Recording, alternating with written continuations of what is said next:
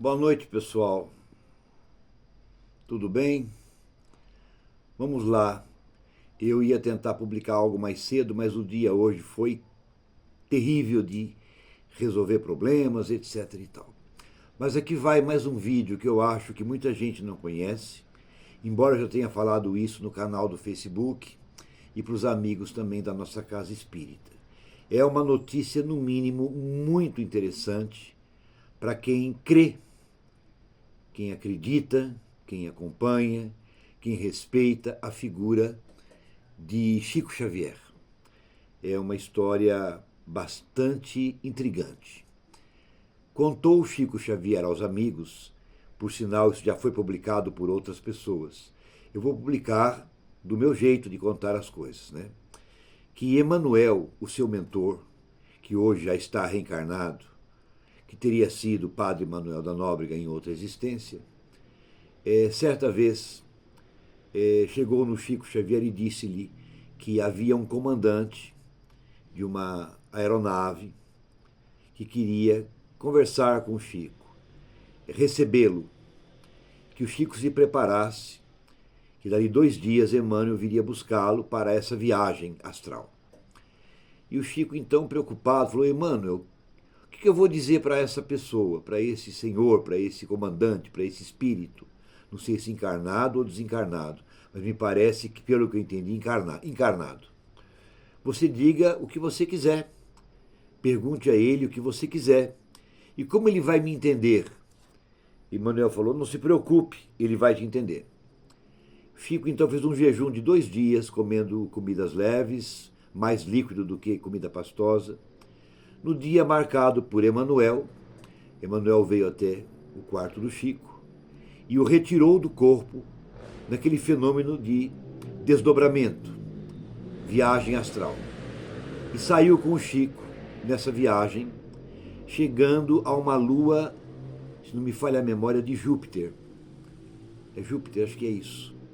Estou meio cansado, já são quase 11 horas da noite do domingo. E saíram, chegaram numa lua de Júpiter. Havia uma grande aeronave, uma grande espaçonave, tipo uma nave-mãe. E o Chico pôde perceber que haviam várias naves menores que saíam dessa nave. Chico chegou dentro da nave e foi apresentado a esse comandante, a esse dirigente desse trabalho tão nobre. E entre uma conversa e outra, Chico perguntou a ele, eu vou falar as duas perguntas e as duas respostas mais interessantes. Por que eles estavam ali naquela posição, numa lua de um planeta do nosso sistema solar? Em que o comandante lhe respondeu que ali onde eles estavam era um ponto estratégico para eles visualizarem qualquer tipo de invasão ao nosso sistema solar e principalmente ao planeta Terra. E que a visão ali era privilegiada para uma possível defesa de seres de outros planetas. E Chico fez uma outra pergunta, mais ou menos assim: se ele conhecia Jesus, sabia quem era Jesus, nosso Senhor Jesus Cristo. Ele respondeu que sim, que era um espírito de alta envergadura, que era o governador e responsável pelo planeta Terra, deixando claro para o Chico que Jesus governava a Terra, mas não a galáxia. E ao que o Chico pôde perceber, esse comandante dessa aeronave, dessa espaçonave, e tinha um grau muito elevado dentro da nossa galáxia, onde envolve o planeta Terra. Chico, depois que voltou ao corpo, comentou com algumas pessoas a respeito dessa viagem astral e disse para alguns amigos: olha, gente, esses filmes que a gente assiste na televisão, tipo Spielberg, dentre outros produtores, autores, etc., é a mais pura realidade. Isso existe sim. não é ficção, não. Esses cineastas, eles são médiums também. Eles criam os filmes, as histórias, tal, mas no fundo eles estão de uma certa forma transmitindo a nós visões que eles têm dentro deles mesmos e que se transforma depois em livros ou em filmes. Eu estou dizendo isso para nós pela seriedade dessa colocação de Chico Xavier. Mesmo porque, ao que se sabe, pessoas ligadas à NASA estiveram, provavelmente em Uberaba, se não me falha a memória, na década de 70 para 80. E houve uma medição da aura, do tamanho da aura de Chico Xavier, que, se não me falha a memória, dava mais de 15 metros de diâmetro. É um fato muito interessante.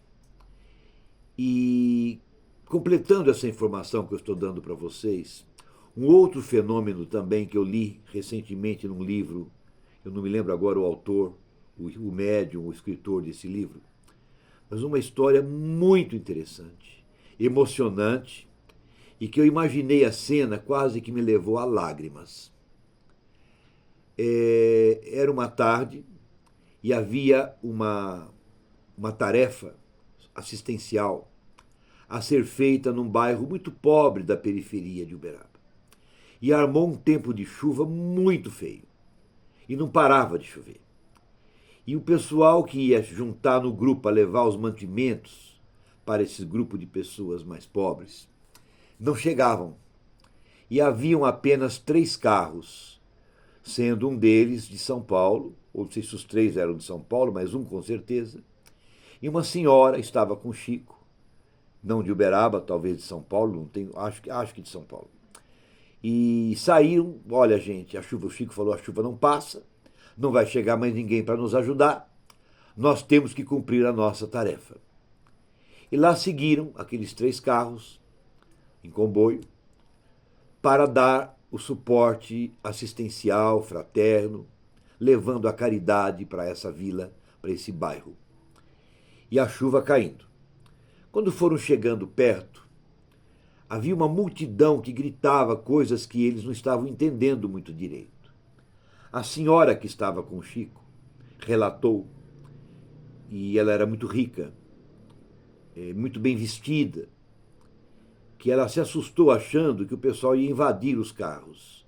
Ela não tinha entendido ainda o que estava acontecendo. Quando eles perceberam, todos gritavam: chegou Jesus, chegou o enviado de Jesus, chegou a caridade, está chegando o amor, está chegando a nossa alegria. E todos cantando e batendo panela, etc. e tal. O Chico ficou tão emocionado que ele começou a chorar. E, de repente, em meio àquela chuva, segundo essa senhora conta, o Chico foi se transformando em luz. Ficou algo resplandecente, visível a qualquer um que estivesse ali presente. E essa senhora, tocada de emoção, tocada de alegria, de felicidade, vendo aquela cena daquele homem se transformar em luz, ajoelhou-se aos seus pés, beijou-lhe as mãos e pediu ao Chico um pedaço daquele pão que ele estava distribuindo para as pessoas. Ela esqueceu da chuva, do barro, da sujeira e ali se colocou de joelhos diante de Chico Xavier.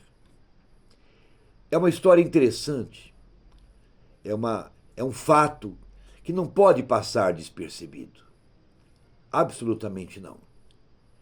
Sem dizer das inúmeras pessoas que ele recebeu em sua casa, a nível de Brasil, tanto quanto Juscelino Kubitschek, ele conversando com Chico, o Chico sugere a ele tirar da cidade do Rio de Janeiro, da beira do mar, o governo brasileiro.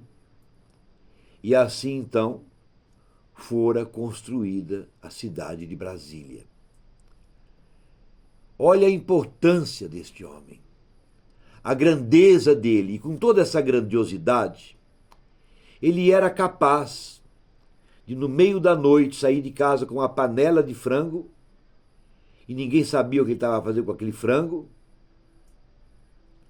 Quando foram seguir o Chico, encontraram-no no meio do mato, alimentando uma gatinha que tinha parido. Não sei se uma gatinha ou uma cadela, mas acho que era uma gatinha. Levando frango cozido para fortalecer o animal que havia parido seus filhotes. Ao mesmo tempo que ele era grande no conhecimento, grande na sua intelectualidade, ele se apequenava, dizendo que era um cisco. E nós então o colocamos como cisco de Deus. Enquanto Chico, que tinha todas as mediunidades, inclusive de saber o dia e quando a gente ia morrer, que pediu aos espíritos que tirasse isso dele, que era muito difícil ele ficar sabendo ao olhar para uma pessoa. Ele fazia questão de esconder todas as suas mediunidades e dizia que não era nada. E nós outros, que quase não temos mediunidade nenhuma, ostensiva pelo menos, fazemos questão às vezes de mostrar a mediunidade que não temos. Mediunidade, para quem não sabe, não pertence aos espíritas. É um fenômeno também científico. É um fenômeno também a ser explicado pela ciência. Médium, meio entre uma situação e outra, entre um mundo e outro, entre a quarta e a terceira dimensão.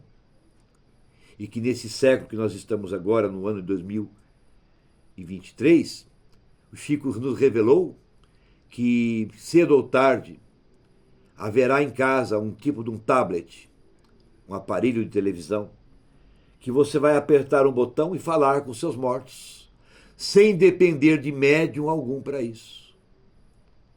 Revelações interessantes. Tanto quanto no Pinga Fogo, ele relata também que no futuro, provavelmente, o homem iria construir na Lua, isso ele falou na década de 70, uma cidade de vidro, que haveria condições de abrigar várias pessoas. Esse ano, parece que desse ano para o ano que vem, está sendo levado para a Lua caminhões e caminhões, força de expressão, né, de material para construir uma base, uma plataforma segura na Lua. Por hoje é só. Eu acho que vale a pena vocês olharem para este homem espírita, mas que, acima de tudo, ele era e é interdimensional, interplanetário. Foi a maior antena psíquica do século XX. Quem quiser olhar no campo religioso, olhe. Quem quiser observar o que estamos falando no campo científico, observe. Esse é o nosso Chico Xavier, o cisco de Deus na poeira do mundo. Boa noite a todos, uma boa semana.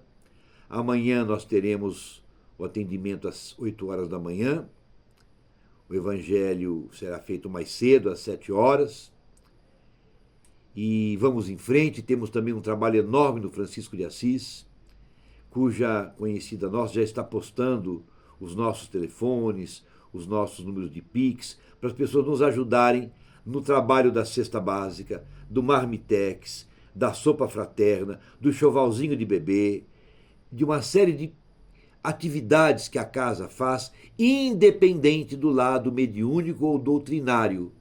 Um trabalho totalmente assistencial e social, que a casa vem tentando prestar à comunidade. É uma gota de água no oceano, mas é uma gota de água no oceano. Sem nós seria uma gota menos. Então, vamos em frente, porque atrás vem gente, a fila anda e não queremos ficar sentado no toco, deixando o tempo passar. Beijo grande a todos. Até semana que vem, no próximo domingo. Mas amanhã temos Facebook Cido Gabriel, Instagram Cido Gabriel, Facebook Casa Francisco de Assis, diretamente para vocês. Obrigado. Tchau, tchau. Valeu.